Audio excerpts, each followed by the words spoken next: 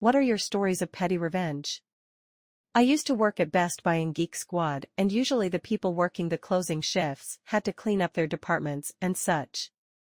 We had just gotten a new manager who was an outside hire from Circuit City. He was trying to be a hard-ass and flex his management powers by being a meticulous cunt about cleaning during closing duties, asking shit like, did you clean under the registers and Windex and dust etc. about every little fucking thing. A buddy of mine I was working with and I started our closing duties a little early since the store was pretty dead that night in order to be able to leave at a reasonable hour. We pretty much wrapped up 15 minutes after the store closed, so we got the manager to do a walkthrough so we could leave. He's looking around and everything seems to be in order until he looks behind some signage on a shelf and runs his finger through picking up some dust. He has this shit-eating grin on his face and lets out a little Weasley laugh and says, "Looks like you guys still have some work to do." My buddy and I looked at each other and we both just knew what had to be done. We cleaned the entire department top to bottom, inside and out. Every drawer was emptied, dusted, wiped down, brochures organized. Every computer in the back was moved and the shelves were dusted and wiped, floors were vacuumed twice, top stock was neatly arranged, every inch of the department was gone over with a fine-tooth comb, twice in some spots just to take longer. 10 p.m. turned into midnight, everyone else was long gone except for us three. He was looking weary and tired. Midnight turned into 2 a.m. and we were still going at it when he finally came out of the office red-eyed and exhausted and said, "Guys, let's go. But we still haven't dusted under the counters and..." "It's fine, let's go." Buddy and I took our sweet time gathering our things and clocking out. We both were also off the next day and cunt manager had to be in early for a conference call, so it made it all that much better. Every time he was the closing manager after that night, he never gave us trouble again, simply asking us if we were ready to go when the store closed. Justice prevails. When I was 18, I went out with a guy that was 10 years older. He was still living with his parents, feeding off their estate, but, oh well, I fell in love with his eyes, unfortunately got stuck with the whole package. He was unbelievably controlling, over-the-top jealous, and he kept invading my every moment. I found out where I was having dinner with some friends, showed up by coincidence to check if there were guys in our company, stayed without being invited. At some point, I found out by his friends how he bragged that, hey, an 18 years old is fucking me. I let it slide because, well, we were having sex a lot, but my interest levels were getting lower and lower by the day. One night, while in the act, as he was going faster and harder, he slipped and went in my butt. All the way in. Full throttle. It was the scream heard around the world, but after asking if I'm okay, I said no, and waiting 30 seconds, he kept going. In my ass. That was the straw that broke the camel's back. I spent the next weekend at his place. His parents would come back around Sunday afternoon.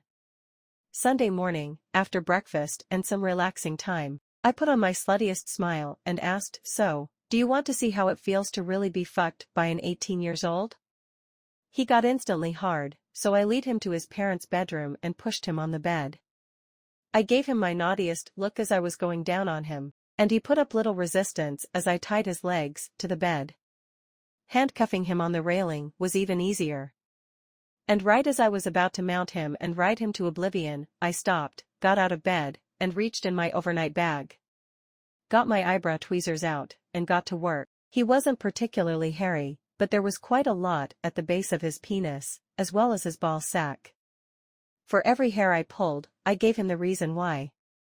It took him a while to realize that the more he swore and cursed at me, the slower I was pulling the hair out. At the final few he was quietly suffering, so I knew he got the point.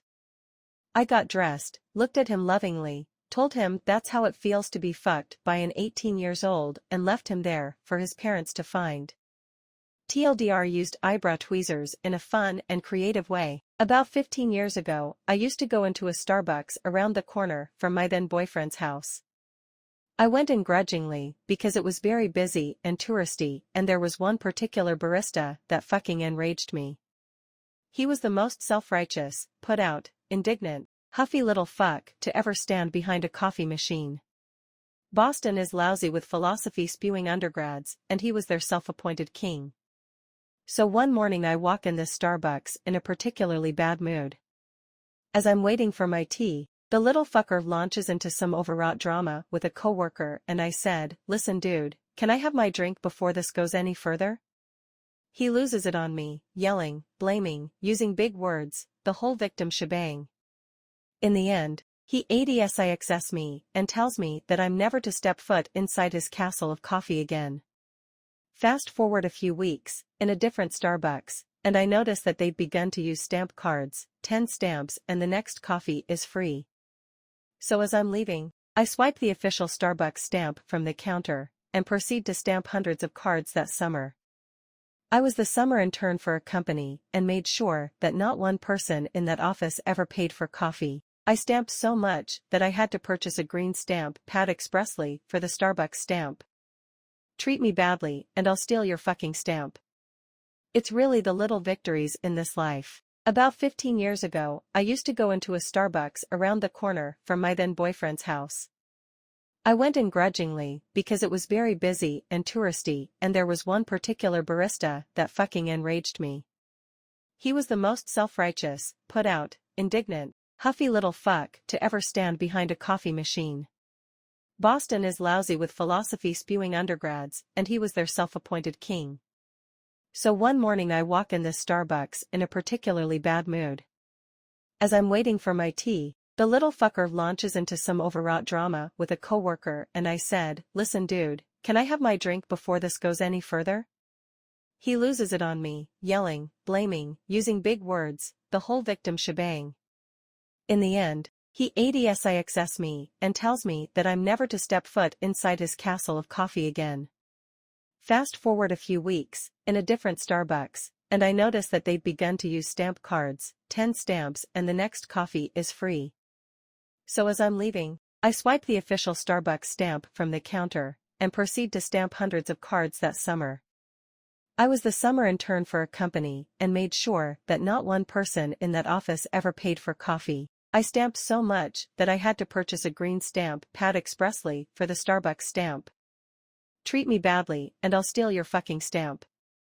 It's really the little victories in this life. I used to go to a public high school where the majority of students were low to middle class Italian origin kids of immigrants, 90% plus. Tough going to say the least. When I was in high school, I used to get bullied by a guy called Ronaldo. We had a few scraps, either verbally or fisticuffs over the years. I was always the type of guy who wouldn't take other people's shit, and while others balked at giving me a hard time, particularly when I went through puberty and became one of the tallest, largest guys in school, he somehow always managed to give me a hard time. It was a tough time, but in a way, I paid my dues early and learned from a stern father that if people punched you, you punch back and you punch harder and you'll know if they are men or not. As luck would have me, Ronaldo ended up in the same college I went to and he always managed to somehow, someway be a little shit to me. What made things worse is that we fell for the same girl, Andrea, who eventually became my girlfriend of over 4 years. Everyone knew he had feelings for her and that it killed him she was with me and not him. He always tried to seduce her with random calls and emails, being the son of a wealthy father who owned his own construction company, that he had nice cars, lots of money, a bunch of shit that I didn't have and over the years worked hard to earn coming from a low-income family that was having problems making ends meet. He was a constant issue the first year of my relationship and we had several conflicts. Years later, after college and shortly after I broke up with Andrea, I received an email from him out of the blue. I never corresponded with him, Facebook didn't exist back then, and he went out and told me in an epic letter which went far too long, swore at me in excess and used terrible English. No wonder he never finished college and dropped out to work with daddy. Basically, it was a no one liked me in college and to F off. I haven't seen him in well over 2 years, nor did we have any real friends in common. As a way of keeping my cool, nor did I want him to have the satisfaction to get me mad, I never responded to his emails. He sent several. However, I couldn't let his taunting go without consequences. So I went online and Googled his name. After searching around a bit, I easily found a complete profile of him regarding his career, where he worked and what type of work it was. His father passed away recently and he now owned his father's business and had a team of employees working for him. I spied a bit more and hung on to the address of his place of employment for several weeks while I plotted. One day, I proceeded to go into a local sex shop and I purchased the largest, fattest, floppiest black dildo that I could find along with some KY, and I went home, wrote a special note for him and put it along with the big fat black dildo and KY and boxed it in a standard box that couldn't be traced back to me and sent it priority mail that required for him specifically to sign. The note read, "Since you have so much time to search out people that never gave a shit about you to begin with, I figured you'd have enough time to go fuck yourself with this." One of our mutual acquaintances dropped me an email a few days later. This acquaintance worked for Ronaldo during his internship and apparently the package arrived while they were preparing to head out for a team lunch on a Friday, and he was very excited to get the box opened since Ronaldo thought it was something he ordered online that he was expecting and would make it a good weekend, and he opened it in front of a number of coworkers and instead of whatever he ordered he pulls out a giant black floppy dildo. Priceless. I had a work colleague who was brought in by management on a large-scale project and was effectively given the green light to do whatever she wanted. This chick got drunk off the small bit of authority she had and made people's lives a misery. She absolutely hated my boss and was trying every trick in the book to make his life a misery. My job would take too long to explain, but I was effectively a go-to guy for quite a few aspects in the office, so I knew I was safe. But she was trying to get him to quit or get me to leave his team. What she didn't know was my partner had moved home to Oz, and I had kept it a secret that I was going to follow after a few months. Life was ticking by, but this fucking she-beast pig dog was driving me up the wall. My hours were being increased, the workload was phenomenal. I asked her to get someone else in for me to train as I needed time off from time to time and always refused in the most passively aggressive way imaginable. Anyway, the date had been set and projects were coming to a head which would have seen my workload increase to new levels. I was pulling 14-hour days already. I went up to my head boss and informed him of my decision and the reasons. He offered to get me a visa for my partner and her old job back if I stayed, helped my ego as I was wondering was I shit at what I did as I was getting so much shit from this woman. I refused, saying I'd need to leave in a month and needed 2 weeks off. He wished me well and understood my reasons. All my references were sorted, everything wrapped up. The beauty of this was my other managers who were involved in the project hated this bitch as well, so I told them of my plan. They were all happy to play along and play dumb. A big meeting was taking place later that day, and off she goes delegating like a champ to everyone, bossing them all, pushing people's buttons. Then it came to my turn. I made a point of asking her was there any scope to get someone in to help as I'm slammed as it is. Usual dull tone response of go fuck yourself basically. Okay, no problem. She starts to outline everything that's going and all the shit I'll have to do. The expectations were crazy and her last sentence was, "So you'll have to all that." No, I don't think I will. Her face twisted and she snarled at me. What do you mean you won't do it? Like I said, I don't want to do it, so I won't. In fact, I quit. I'm moving to Australia in 4 weeks and I'm taking 2 weeks holidays before I go. So fuck you. Her face dropped, she was lost for words. She was scrambling, saying I'd have to train someone. I took out a copy of my contract and said my responsibilities were clearly defined and I would honor those ones. As she hadn't updated my contract and responsibilities, I wasn't obliged to help her. I also showed her the copy of the email I had just sent to HR showing her responses to my objections of the hours I was working and her refusal to train anyone else. My bosses at the table were losing their shit, trying not to laugh in her face. Walked out with one manager getting up to pat my back. Possibly told her to get fucked once or twice more, and this is what she had coming to her. All of her projects got fucked over, so other managers were able to crucify her.